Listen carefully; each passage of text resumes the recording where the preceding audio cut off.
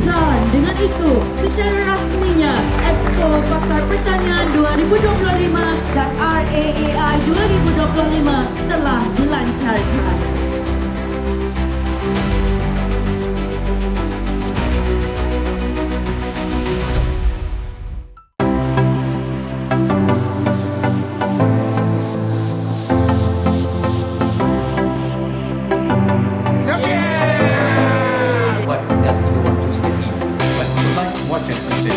What can you do with Mas want to understand the audience here.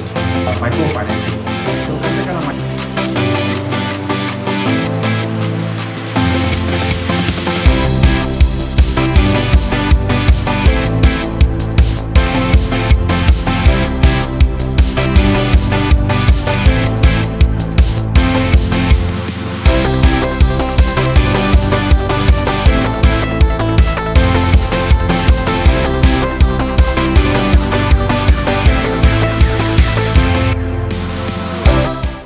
saya datang ke Expo ni untuk mempelajari kita punya kursus bengkel cantuman durian.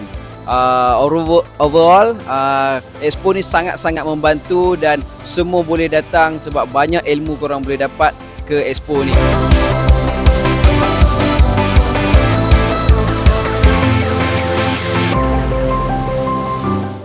we have joined PAKAR Pertanian for the past 3 years. In PAKAR Pertanian, the advantage of joining PAKAR Pertanian is because we have multiple players from different angles and different markets. So a farmer can get a lot of information if he drops by to visit PAKAR Pertanian.